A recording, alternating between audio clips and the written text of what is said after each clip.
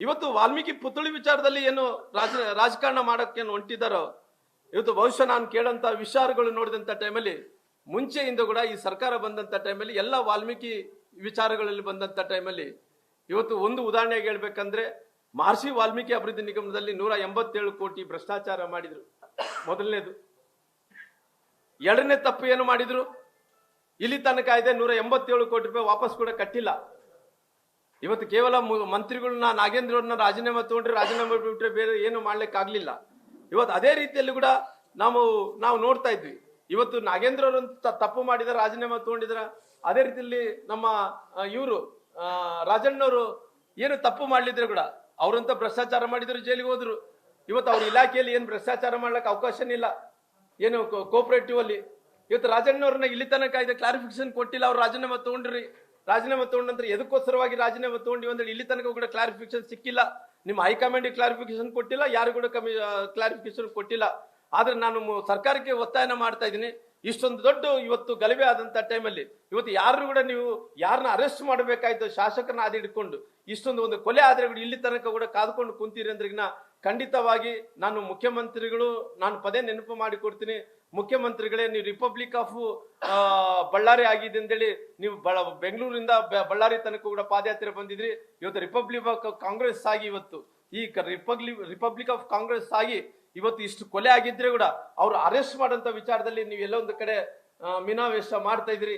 ಹಂಗಾಗಿ ನೀವು ಅಕಸ್ಮಿತವಾಗಿ ಇದೇನನ್ನ ನೀವು ಆದಷ್ಟು ಬೇಗನೆ ಕ್ರಮವನ್ನು ತಗೊಂಡ್ರಿಲ್ಲ, ಅವ್ರು ಅರೆಸ್ಟ್ ಮಾಡಕ್ ಆಗಲ್ಲ ಅಂದ್ರಿಗಿನ ನಾವು ಕೂಡ ಇಲ್ಲಿಂದ ಪಾದಯಾತ್ರೆಯನ್ನು ಪ್ರಾರಂಭ ಮಾಡ್ಬೇಕಾಗುತ್ತೆ ಅನ್ನೋಂಥದ್ದು ಕೂಡ ಎಚ್ಚರಿಕೆಯನ್ನು ಕೂಡ ಕೊಡುವಂತ ಕೆಲಸ ನಾನು ಮಾಡ್ಬೇಕಾಗುತ್ತೆ. ಅದಕ್ಕೋಸ್ಕರವಾಗಿ ನಾನು ಇವತ್ತು ಒಂದು ವಿಚಾರಗಳನ್ನ ಹೇಳ್ತೀನಿ. ಬಹುಶಃ ನಾನು ಇದಕ್ಕಿಂತ ಮುಂಚೆ ನಾನು ನೋಡ್ತಾ ಇದ್ದೆ, ನಾನು ಕೂಡ ಮಂತ್ರಿಗಳಾಗಿ ಕುಮಾರಸ್ವಾಮಿ ಅವರ ಸರ್ಕಾರದಲ್ಲಿ ಮಂತ್ರಿ ಆಗಿದ್ವಿ. ಏನು ಯಡಿಯೂರಪ್ಪ ಅವರು 4 ಬಾರಿ ಮುಖ್ಯಮಂತ್ರಿ ಆಗಿದ್ರು, ಅವ್ರ ಅವಧಿಯಲ್ಲೇ ಕೂಡ ನಾನು ಜನಾರ್ದನ್ ರೆಡ್ಡಿ ಅವರು ಮಂತ್ರಿ ಆಗಿದ್ವಿ. ನಂತರ ಬೊಮ್ಮಾಯಿಯವರ ಅವಧಿಯಲ್ಲಿ ಕೂಡ ನಾನು ಮಂತ್ರಿ ಆಗಿ ಕೆಲಸ ಮಾಡಿದ್ದೀನಿ. ನಮ್ಮ ಜಗದೀಶ್ ಶೆಟ್ಟರ್ ಅವರ ಅವಧಿಯಲ್ಲಿ ಕೂಡ ಅವರು ಮಂತ್ರಿ ಆಗಿ ಕೆಲಸ ಮಾಡಿದ್ವಿ. ನಮ್ಗೆ ಅಷ್ಟು ಅನುಭವ ಇದೆ. ಯಾಕಂದ್ರೆ ಇವತ್ತು ನಾನು ನೋಡಂತ ಟೈಮಲ್ಲಿ ಈ ಪೆಟ್ರೋಲ್ ಬಾಂಬ್ಗಳು ಇವೆಲ್ಲ ನೋಡಿದಂತ ಟೈಮಲ್ಲಿ ನನಗೆ ನೆನಪು ಬರ್ತಾ ಇರೋಂಥ ವಿಚಾರ ಏನಂದ್ರೆ KG-ಹಳ್ಳಿ DG-ಹಳ್ಳಿ. ಈ KG-ಹಳ್ಳಿ DG-ಹಳ್ಳಿ ಗಲಭೆ ಪ್ರಕರಣ ನೋಡಿದಂತ ಟೈಮಲ್ಲಿ ಅವತ್ತಿನ ಶಾಸಕರಾದ ಪುಲಕೇಶಿ ನಗರದ ಶಾಸಕರಾದಂತ ಅಖಂಡ ಶ್ರೀನಿವಾಸ ಮೂರ್ತಿ ಮನೆ ಮೇಲೆ ಇದೇ ರೀತಿ ಗುಂಡಾಗಿರಿ ಕೆಲವೊಂದು ಕಾರ್ಯಕರ್ತರು, ಕಾಂಗ್ರೆಸ್ಸಿನ ಕಾರ್ಯಕರ್ತರೆ ಗುಂಡಾಗಿರಿ ಮಾಡ್ಕೊಂಡು ಪೆಟ್ರೋಲ್ ಬಾಂಬ್ಗಳನ್ನು ದಾಳಿ ಮಾಡಿ ಅವ್ರ ಮನೆ ಸುಟ್ಟಾಕಿದ್ರು. ಅವತ್ತು ಅವರು ಅಖಂಡ ಶ್ರೀನಿವಾಸ ಅವ್ರ ಮನೆ ಸುಟ್ಟಾಕಿದ ನಂತರ ಅವರು ಏನು ಮಾಡಿದ್ರು, ರಾಜಕೀಯವಾಗೇ ಮುಗಿಸಿದ್ರು. ಅಖಂಡ ಶ್ರೀನಿವಾಸ ಅವರು ಮನೆ ಸುಟ್ಟಿ, ಯಾರು ಸುಟ್ಟಿದಂತವ್ರು ಅವ್ರು ಕಾಂಗ್ರೆಸ್ಸಿನ ಕಾರ್ಯಕರ್ತರು, ಅವರು ರಾಜಕೀಯವನ್ನೇ ಮುಗಿಸಂತ ಕೆಲಸ ಮಾಡಿದ್ರು. ಅಖಂಡ ಶ್ರೀನಿವಾಸ ಒಬ್ಬ ದಲಿತ ನಾಯಕ ಆಗಿದ್ರು, ಅವ್ರ ಮನೆ ಸುಟ್ಟಿದ್ರು. ಅವ್ರ ಮನೆ ಸುಟ್ಟಿದ್ರ ನಂತರ ಇವತ್ತು ಎಲ್ಲ ರೀತಿಯಲ್ಲಿ ಕೂಡ ಒಬ್ಬ ದಲಿತ ನಾಯಕರಿಗೆ, ದಲಿತ ಶಾಸಕರಿಗೆ ಇವತ್ತು ಮೋಸ ಮಾಡಂತ ಕೆಲಸ ಅವತ್ತು ಆಯ್ತು. ಅದೇ ರೀತಿಯಲ್ಲಿ ಇವತ್ತು ಅಂದು ಅಖಂಡ ಶ್ರೀನಿವಾಸ್ ಅವರು ಇವತ್ತು ಜನಾರ್ದನ್ ರೆಡ್ಡಿ ಅವರು ಒಬ್ಬ ಹಿಂದುಳಿದಂತ ನಾಯಕ ಅವತ್ತು ಅಂದು ಅಖಂಡ ಶ್ರೀನಿವಾಸ್ ಅವರು ಇವತ್ತು ಜನಾರ್ದನ್ ರೆಡ್ಡಿ ಅವರು ಹಿಂದುಳಿದಂತ ನಾಯಕನಿಗೆ ಇವತ್ತು ಪೆಟ್ರೋಲ್ ಬಾಂಬ್ಗಳು ಅವು ಹಾಕಿ ಇವಾಕಿ ಬೆದರಿಸುವಂತ ಕೆಲಸ ಇವತ್ತು ಮಾಡುವಂತ ಕೆಲಸ ಆಗಿದೆ. ಅದಕ್ಕೋಸ್ಕರವಾಗಿ ಇವತ್ತು ಸರ್ಕಾರ ಇವತ್ತು ಜನಾರ್ದನ್ ರೆಡ್ಡಿ ಅವರಿಗೆ ಸೂಕ್ತವಾದಂತ ಭದ್ರತೆಯನ್ನು ಕೊಡುವಂತ ಕೆಲಸ ಆಗಬೇಕು. ಅದಕ್ಕೋಸ್ಕರ ಕಾನೂನು ಸುವ್ಯವಸ್ಥೆಯನ್ನು ಕಾಪಾಡುವಂತ ಕೆಲಸ ಆಗಬೇಕು.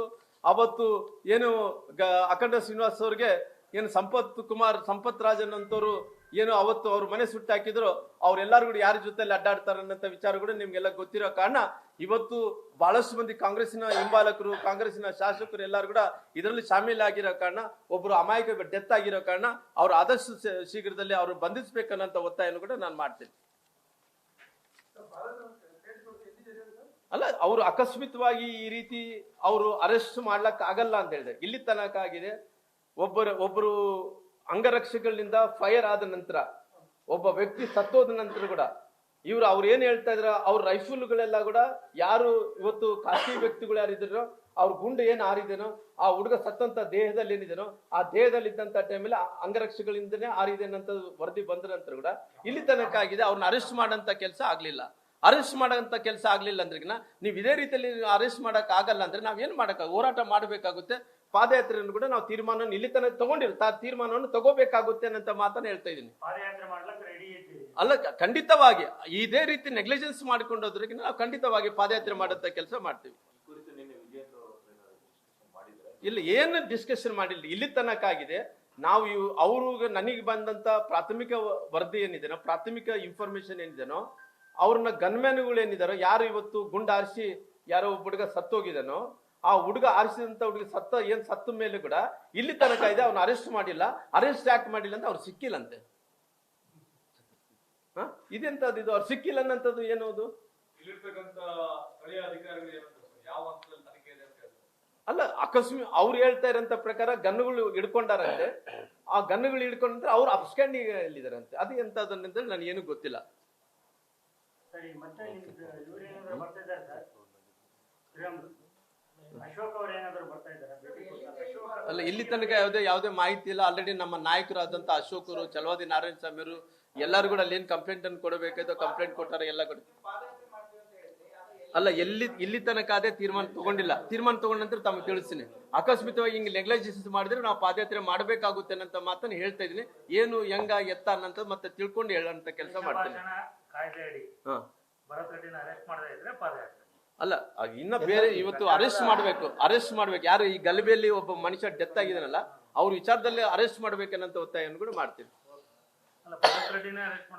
ಅಲ್ಲ, ಭರತ್ ರೆಡ್ಡಿ ಅವರು ಸೇರ್ಕೊಂಡು ಇವತ್ತು ಕೇಸಲ್ಲಿ ಏನು ಭರತ್ ರೆಡ್ಡಿ ಕೂಡ ಶಾಮೀಲ್ ಆಗಿರೋ ಕಾರಣ ಭರತ್ ರೆಡ್ಡಿ ಅವರು, ಆ ಸತೀಶ್ ರೆಡ್ಡಿ ಅವರು, ಅವ್ರ ಹಿಂಬಾಲಕರು ಯಾರ್ಯಾರು ಇದ್ದಾರೋ ಅವ್ರೆಲ್ಲರೂ ಕೂಡ ಅರೆಸ್ಟ್ ಮಾಡಂತ ಒಬ್ಬ ಜೀವ ಆಗಿದ್ರಿ.